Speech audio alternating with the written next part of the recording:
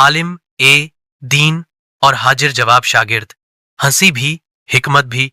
एक मदरसे में एक बे आलिम ए दीन बहुत सख्त तबीयत के मशहूर थे।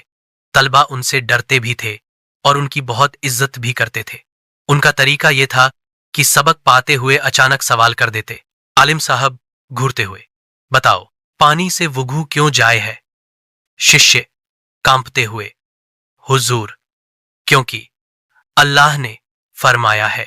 आलिम, ठीक है, अब बताओ कीचड़ से क्यों नहीं?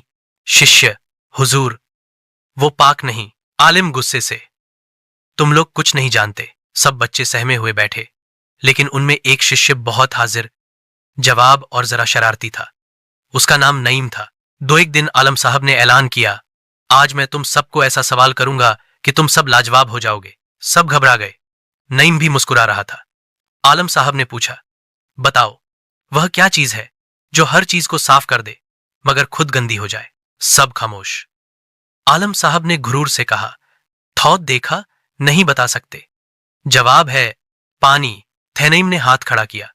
थैलम साहब अकड़कर, हाँ नईम। थैनईम, हजरत, अगर इजाजत हो तो मैं भी एक सवाल करूं?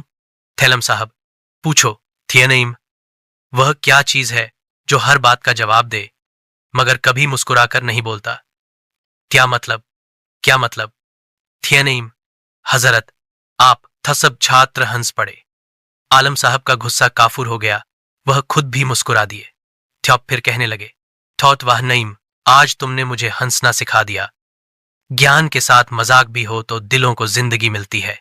ज्ञान का मतलब सिर्फ डांट डपट नहीं, मोहब्बत और मुस्कुराहट से ज्ञान दिल में उतरता है। उस्ताद को भी चाहिए कि शागिर्दों की बात सुने और कभी कभी उनके मजाक में भी हिकमत देखे।